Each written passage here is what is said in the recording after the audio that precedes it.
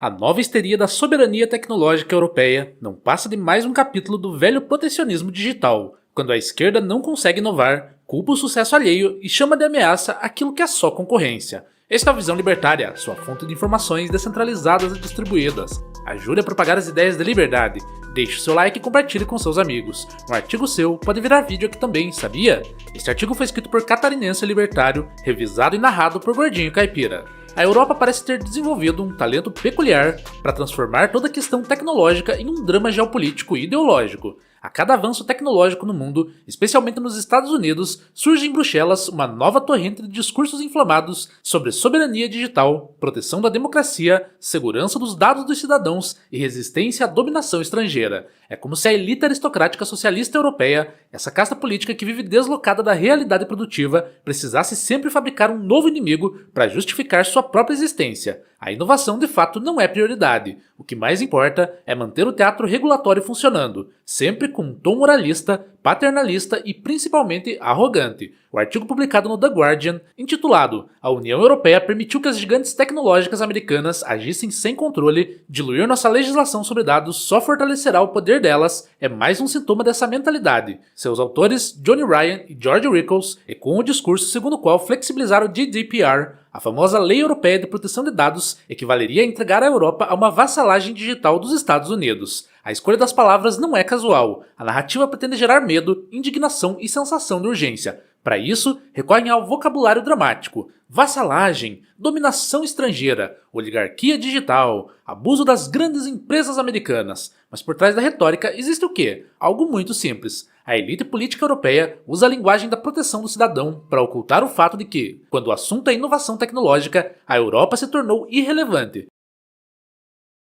Essa elite, que se considera herdeira ilustrada do racionalismo dos séculos passados, hoje vive enclausurada no mundo dos comitês, relatórios e eventos políticos sobre o futuro digital europeu. Passa mais tempo regulando do que produzindo. Enquanto o Vale do Silício cria empresas que transformam o mundo, Bruxelas cria documentos em PDF.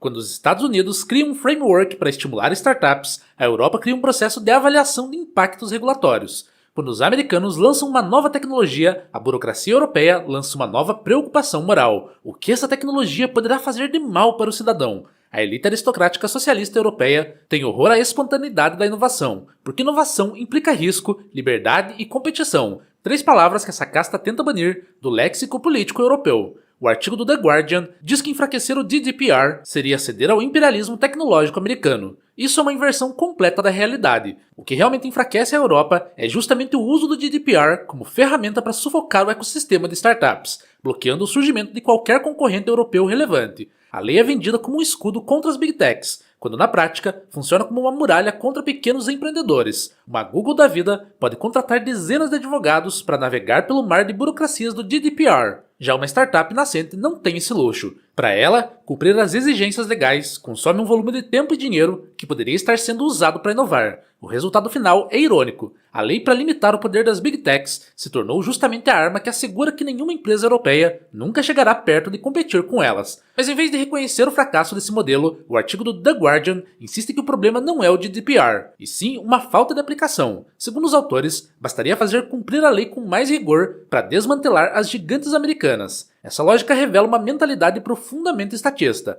O Estado não tem que criar as condições para que as empresas europeias inovem. Ele deve simplesmente punir as empresas que inovam mais que as europeias. Para essa elite, competição não é algo a ser estimulado, mas algo a ser neutralizado. E se a Europa não consegue competir com os Estados Unidos, a solução não é melhorar o ambiente de negócios, atrair talentos ou facilitar o financiamento de pesquisas. A solução é sufocar o outro lado na marra.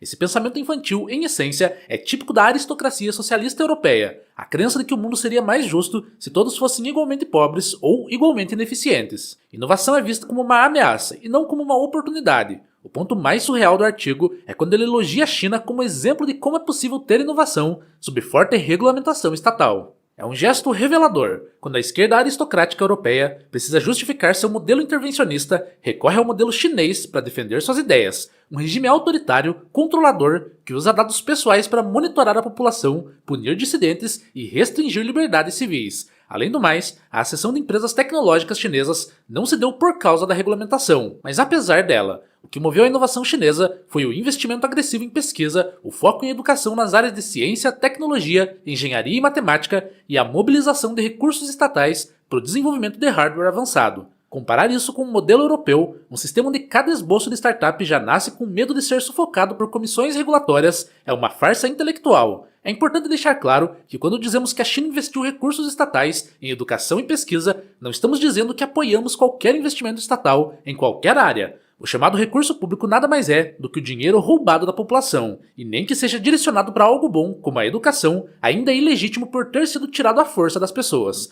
O ponto aqui é apenas comparar a regulação extrema da Europa com o caminho tomado pela China, que apesar de ter certo sucesso, não é ético. A elite aristocrática socialista europeia adora falar em soberania tecnológica, mas não movimenta um dedo para criar condições que tornem a Europa tecnicamente soberana. Em vez disso, produz montanhas de regulamentação que atrasam tudo e criam obstáculos para qualquer tentativa de inovação doméstica.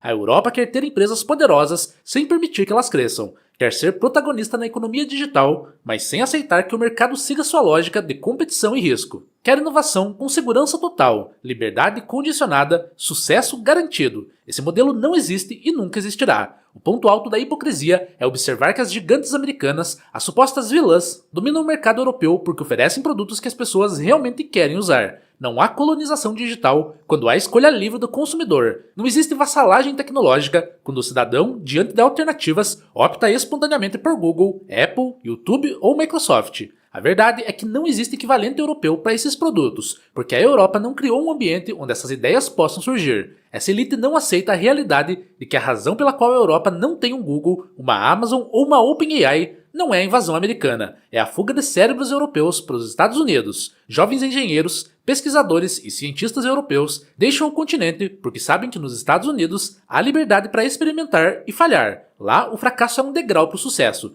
Na Europa, fracassar é um crime, uma desgraça pessoal e uma vergonha pública. É o reflexo de uma cultura que jamais compreendeu que a inovação depende do erro e que o erro é essencial. O destino tecnológico da Europa já está traçado, tornar-se relevante. Do ponto de vista libertário, a única forma ética e também eficiente de se atingir um alto desenvolvimento tecnológico e um alto nível de inovação em uma região é derrubando toda e qualquer regulamentação e impostos e abrindo as portas para quem quer inovar. Isso fará com que a região seja desejada e disputada pelas melhores empresas. Criará um ambiente de universidades locais focadas em fazer pesquisas e preparar profissionais para as empresas da região, e ainda criará uma população de alta renda e, por consequência, uma economia próspera e viva. Esse é o ambiente ideal para o progresso tecnológico. A verdadeira soberania tecnológica da Europa não surgirá de mais regulamentação, mais comissões e mais discursos inflamados sobre proteção do cidadão. Surgirá quando a Europa abandonar a mentalidade aristocrática de controlar e abraçar uma cultura de risco, ousadia e liberdade. Enquanto a elite socialista continuar acreditando que a solução para a falta de inovação é sufocar quem inova, a Europa continuará sendo espectadora e não protagonista da revolução tecnológica.